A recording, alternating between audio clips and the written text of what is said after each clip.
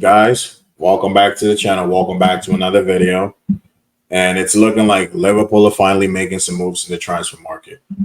You know, when you look at Zubimendi, this name has been mentioned at least in the last transfer windows, the last couple. He's always been linked to move, with the move somewhere else. Arsenal fans were really kind of adamant they might get Zubimendi or Marino. It's looking like they're going to get neither of them so far as things stand. And Liverpool somehow got their talks accelerated. It's looking like they're going to trigger the release clause. And again, just like Chelsea have done in the past, just like Man United have done recently, they could either pay slightly over the release clause, get the player in. It's going to be paid over a long period of time anyway. So then you still have some money to spend, in the league. But again, Zubimendi, not someone I've really watched a lot of. When I watch La Liga, I'm not watching Sociedad games. So the little bit I know about him has been watching his comps.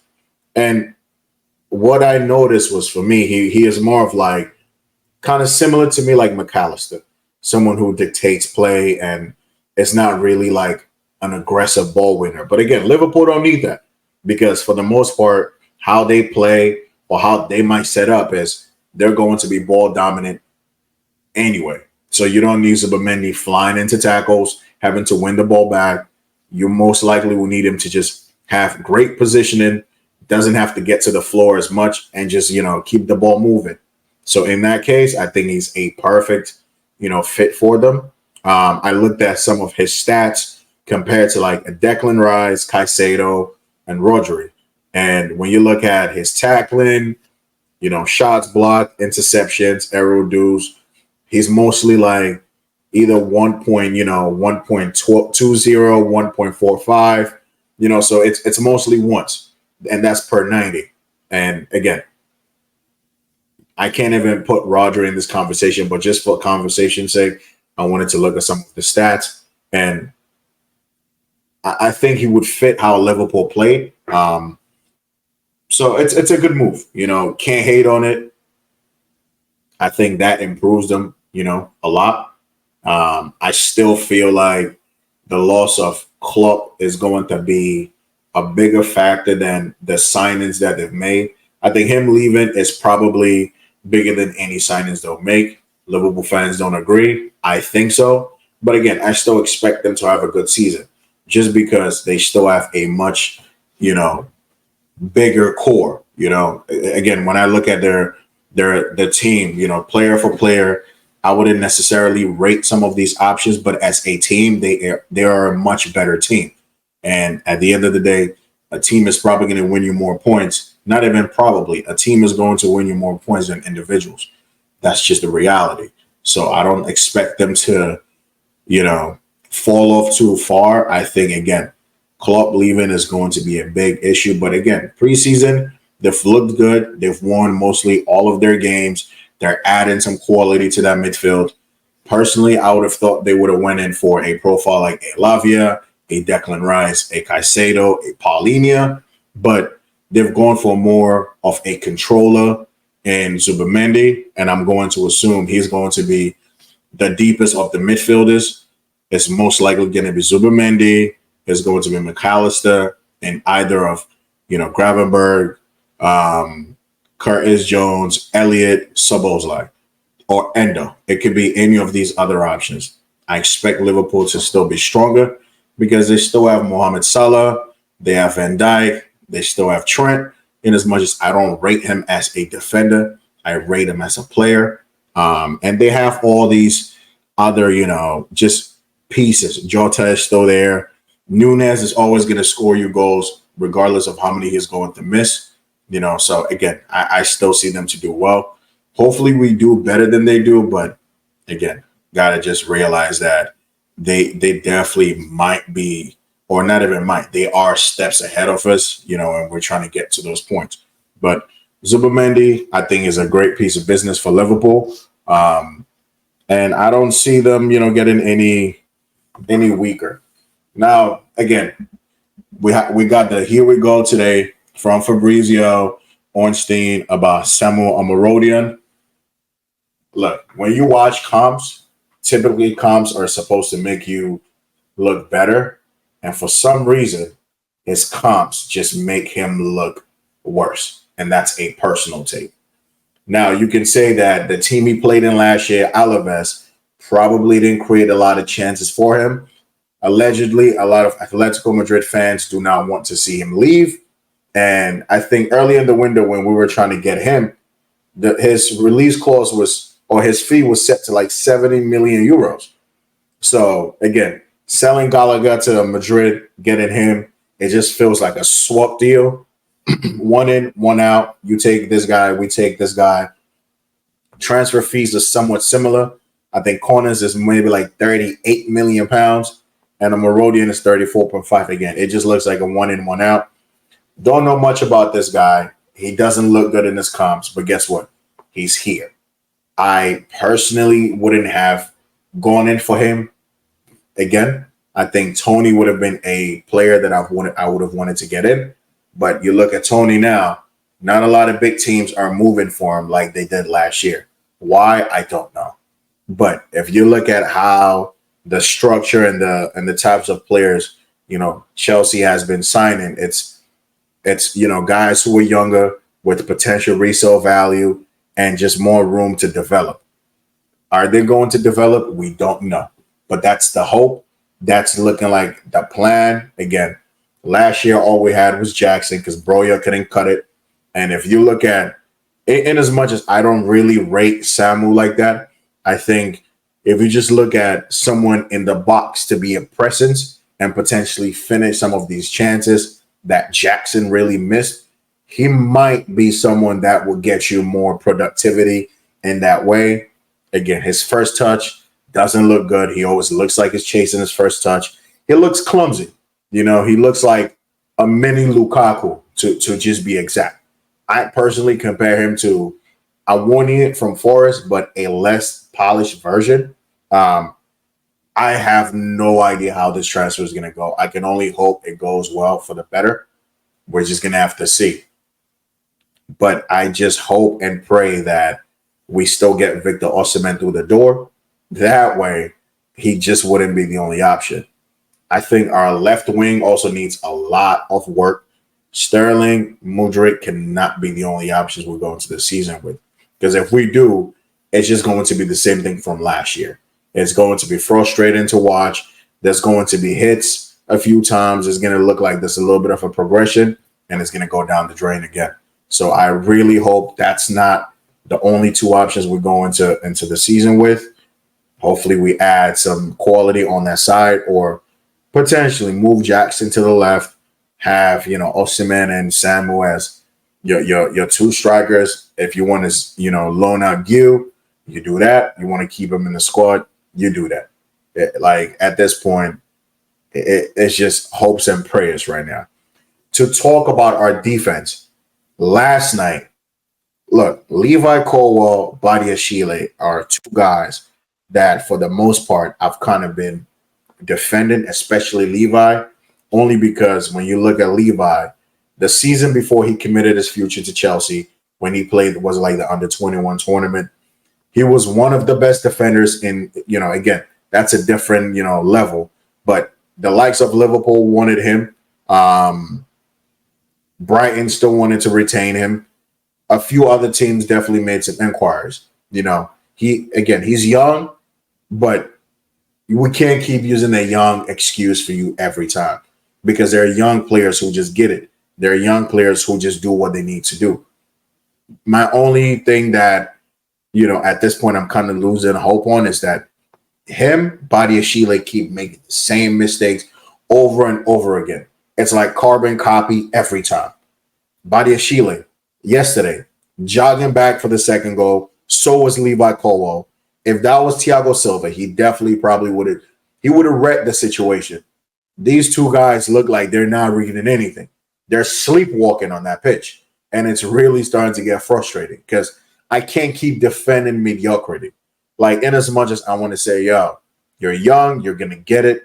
You either get it now or you have to be replaced. Because I'm sorry, you look at every other defensive partnership in this league. You got Van der Ven, Romero, Saliba, and Gabriel Van Dijk with either Konate or what's the other defender? Kwanzaa. Man United, again, their defensive partnerships are going to be looking a bit shaky, so I'm not going to look at that. But all these other teams have reliable players that they can count on. They can say, these are the defensive partnerships. We don't have that. Like, it's looking like these guys need someone to hold their hands, tell them what to do, where to position themselves, where to go, what to look for. Like, it's not good enough. I've really been trying to defend and just kind of support these guys because I'm like, you know what? They're young, or one of them just came back from an injury that has had them, rattled. But you can't keep making the same mistakes. I'm sorry. It's not good enough. If we're trying to compete for top 4, if we're trying to compete top 5, we're trying to compete for domestic trophies, you can't keep making the same mistakes.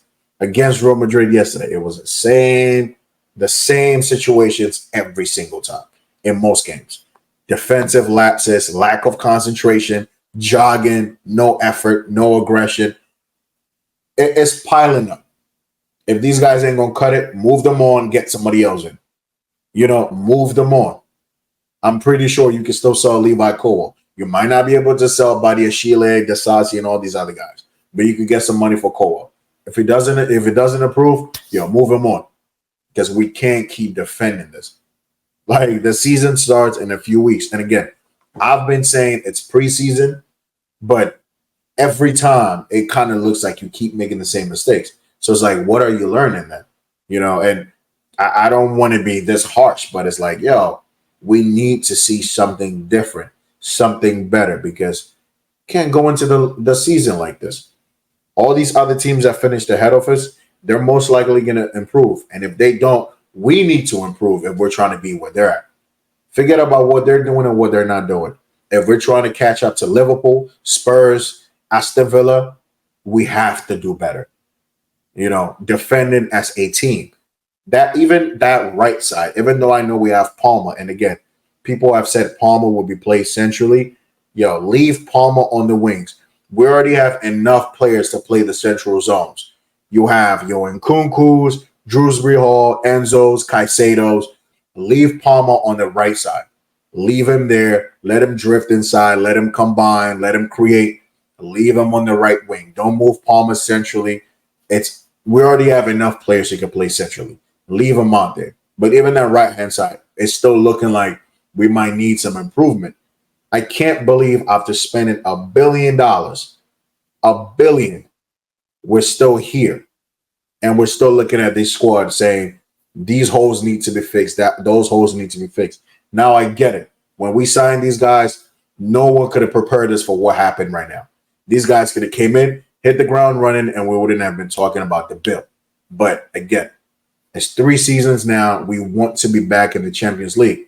We can't get these big sponsorships when we're in, conference leagues and whatnot. You got to keep selling academy players to be, complying with PSR and making sure your FFP is in order. We need to start winning again. Like, I've really tried to back these guys, but after a point, I got to just be like, you know what? I can't back you. We just need to do better. 2 things I want to touch on again before I finish.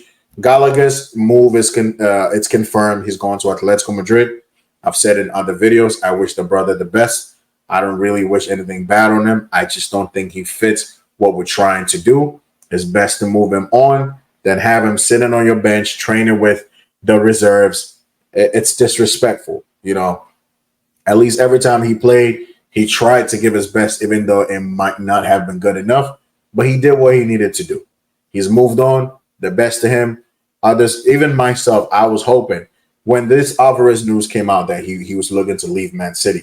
We were linked with Alvarez, but it's just looking like the brother doesn't want to be in England. He wants to move to Spain. So again, we're not going to be able to just jump on that deal. But Oshimen, Lukaku, if these directors, you know, if we're not able to move Lukaku on, it's going to be a big problem.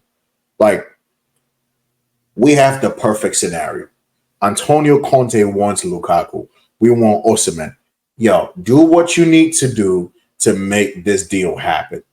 Not only does it automatically improve our chances of having a better season, whatever you're spending on Oshimen, you're probably going to get that back. A lot of Nigerians watch the Premier League, and a lot of Nigerians will support Oshimen at Chelsea. Africa will be watching Oshimen. Oshimen goes to Chelsea, jerseys are going to be sold just like that. Yo, all of this is going to pay for that transfer. The commercial deals, the viewership, I'm sorry, whatever you need to do. And also the biggest thing, Lukaku gets to leave. Get him and his high wages off the books and out of the club. Let him go. Like, we're lucky Napoli and Conte want, maybe not necessarily Napoli, but Conte wants Lukaku. And you cannot get this any perfectly written down and played for you. Move Lukaku on, get Oshimen, no matter what it takes. Get this guy in. This is a kind of signing that moves the needle. This is the kind of signing that moves us from fourth, from fifth to third. Like, this is a kind of signings that will increase your chances of winning cup finals. If we had an Oshimen last year versus Liverpool, I think we win that game against Man City. Those chances Jackson was getting, Oshimen buries at least one of them.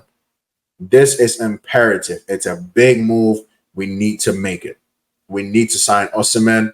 We need to make it happen. Like, whatever it takes, honestly. Whatever it takes, get it done. Please. Samu, again, I have nothing to say. We're going to see what he does. We're going to see if it hits the ground running. For 35 mil, you would hope so. He might turn out to be another Jackson, and we might be over here, just commending the sporting directors of finding another gem.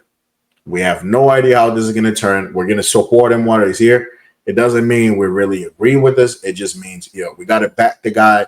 He's here. Just got to back him, see what it does and how he moves. But guys, I'm going to end it here. Thanks for supporting the channel. Thanks for watching the videos. People, if you watch the videos and you're not subbed to the channel, please do so. It helps the channel grow.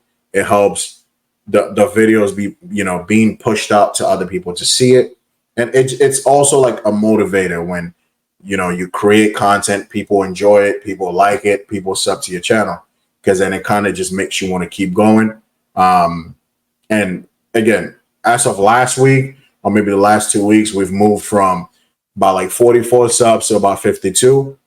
Listen, by the end of next week, before the season starts, I like to see at least 60 subs on the on the channel. Like the video, comment, interact with it. You got any questions, any comments, let me know. But before the season starts, I want to get to like 100 subs, and then I want to just keep this going. This is a brand new channel. I want to keep doing this. The subs are important. The interactions are important. Like it.